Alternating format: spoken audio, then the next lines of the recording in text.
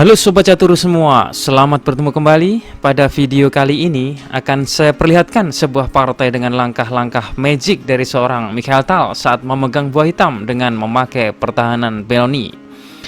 Lawannya adalah Anatoly Ufimtsev pada sebuah kejuaraan di Moskow tahun 1967. Mikhail Tal membuat setiap langkah menjadi kreatif dengan pengorbanan yang berani, yang membuat fantastik di akhir permainan. Hanya dengan sepasang kuda, Mikhail Tal mampu membuat sihir, memepet raja lawan tak berdaya, memaksa menyerah atau raja akan menemui skakmat. Oke, langsung saja kita lihat partainya. Anatoly Ufimtsev yang memegang putih memulai permainan dengan pion D4 dan Mikhail Tal membalas kuda F6. Setelah C4, Tal mengarahkan ke pertahanan Benoni dengan pion C5. Di pertahanan Benoni ini, hitam mengancam dengan menukar pion C dengan pion tengah putih yang berharga. Hitam juga segera mendapatkan ruang di sisi sayap menteri, mengisyaratkan ekspansi di sisi papan ini. Di sini putih menanggapi dengan langkah yang paling populer dimainkan pion D5, menghindari pertukaran untuk mempertahankan ruang yang luas. Hitam menantang kembali dengan pion E6 dan putih mendukungnya dengan kuda C3. Hitam memulai pertukaran dan menangkap pion dan putih merebut kembali dengan pion. Sejauh itu putih menciptakan mayoritas dan keuntungan di pion tengahnya. Tetapi ini sebenarnya sebuah tipuan dari hitam. Ini adalah rencana tersembunyi hitam. Tujuannya adalah menciptakan posisi yang tajam dan dinamis, di mana dia dapat melakukan serangan balik dengan pion D6, menghentikan putih dari memperoleh ruang yang lebih luas. Putih terus berkembang dengan kuda F3 dan Tal mengikuti pion G6. Idenya adalah gajah petak gelap akan ke G7 dan bisa sangat berguna pada diagonal panjang ini untuk mengontrol pusat dan mendukung dorongan pion-pion sayap menteri dalam jangka panjang. Oke, putih melanjutkan pion E4, membuka diagonal gajah dan mendukung pion pusat terdepannya. Setelah hitam fianchetto gajah ke G7 dan gajah putih ke E2, kedua pemain melakukan rokade.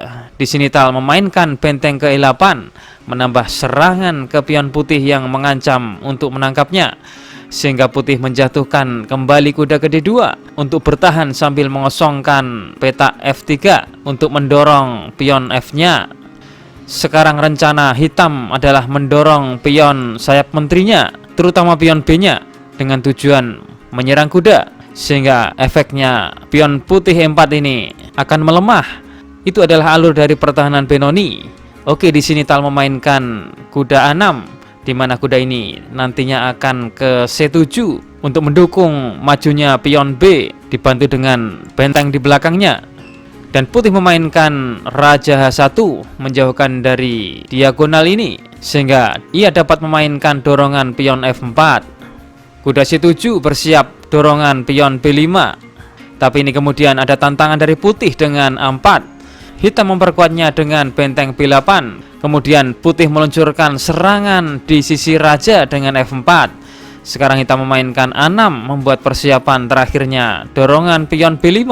Tapi ini kemudian kembali digagalkan putih dengan A5, yang apabila B5, maka putih dapat memukulnya dengan N pasan.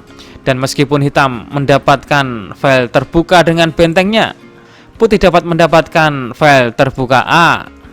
Oke, Tal melanjutkan dengan inisiatif gajah ke D7 dengan rencana selanjutnya meletakkan di petak B5.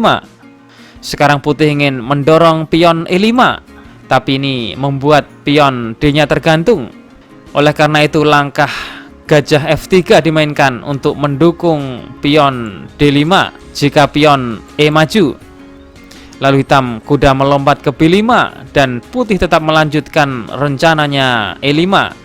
Ini memberi kesempatan hitam memenangkan pion dengan pion makan dan benteng merebutnya kembali. Namun kompensasi putih terletak dalam bentuk tempo dengan perwiranya yang mengancam kuda mengancam benteng. Suatu gerakan ancaman, perkembangan membuka gajah dan menteri. Tal memindahkan benteng ke F5 dan di sini kembali kuda mengancamnya. Benteng berpindah ke F4 dan makin sempit peta untuk benteng ini. Putih kembali mengancam dengan kuda. Tal menggeser bentengnya ke tepi. Ini menggoda putih untuk menyerangnya lagi, kali ini dengan pion. Tapi langkah ini akan menyebabkan pelemahan pada petak-petak terangnya. Sekarang hitam memiliki beberapa kotak aman untuk bentengnya, salah satunya ke kotak B5 misalnya.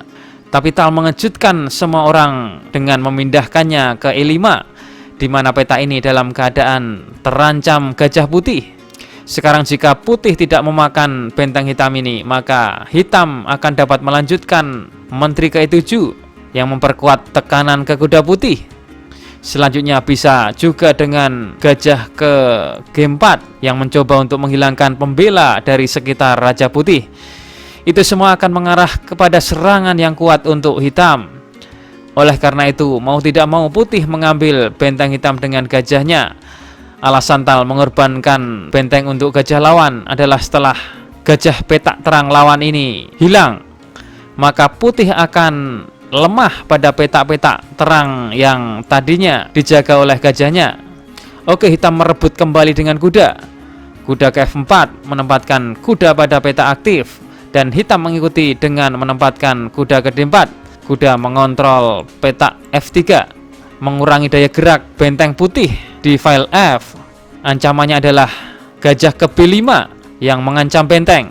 Ini berarti benteng dipaksa meninggalkan file F, dan ini bisa mengakibatkan kuda dapat melakukan garpuan. Oleh karenanya, Raja G2 dimainkan untuk menghindari Royal Forking atau garpuan raja ke menteri. Di sini Tal melanjutkan menteri E7, membuka peta untuk bentengnya masuk ke dalam permainan. Putih memainkan benteng E1, mengimbangi hitam dalam dominasinya di file E. Lalu hitam memainkan H5, mendapatkan ruang penting di sisi sayap raja. Putih mengangkat benteng ke A3 untuk bertahan dari samping, dan hitam memainkan benteng E8, mengaktifkan bentengnya di file E yang terbuka. Ini adalah saat ketika putih tergelincir. Dia bisa memainkan langkah seperti kuda C4, dan meskipun hitam masih memiliki peluang menyerang yang bagus, segalanya akan lebih seimbang daripada putih sekarang memainkan kuda E2 yang sepertinya mencoba untuk menghilangkan dominasi kuda pusat hitam. Dan sekarang hitam memiliki langkah luar biasa untuk memanfaatkan kesalahan putih. Dapatkah kawan-kawan menemukannya? Langkah terakhir, kuda putih mundur, berarti menghilangkan pengawalan atas petak H3. Sehingga di sini langkah luar biasa dari Tal adalah gajah H3, skak. Jika raja ke H1, maka kuda akan Royal Forking atau garpuan ke menteri. Hitam akan menang. Jika raja ke G1, maka kuda ke F3 skak, satu-satunya petak raja ke pojok, dan kuda skak mat. Sehingga di sini raja harus makan gajah. Pada posisi ini sebenarnya kuda dapat melakukan Royal Forking atau garpuan ke menteri. Tapi Tal menginginkan lebih dari sekedar mendapatkan menteri. Dia memainkan kuda G5 skak, sehingga memaksa di posisi ini putih menyerah karena skak mat tak terhentikan lagi. Jika raja ke H4, maka kuda ke F3 dan skak mat.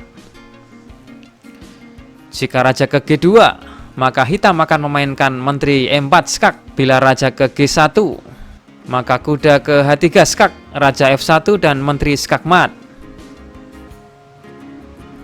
Jika raja ke F1, maka menteri skak, raja G1 dan kuda skak mat. Atau jika raja ke F2, maka kuda H3 skak, raja ke F1 dan menteri skak mat. Pengorbanan benteng dari Tal sekarang terbayar lunas dengan skak mat. Jawaban asal otak video kemarin, jawabannya gajah D6 apabila menteri makan menteri, maka benteng skak mat. Jika H5, maka menteri makan menteri, putih menang material. Oke, kita masuk ke segmen asal otak. Temukan langkah terbaik putih untuk memenangkan permainan. Jawaban asal otak ini akan kami tampilkan di video selanjutnya. Selamat menganalisa.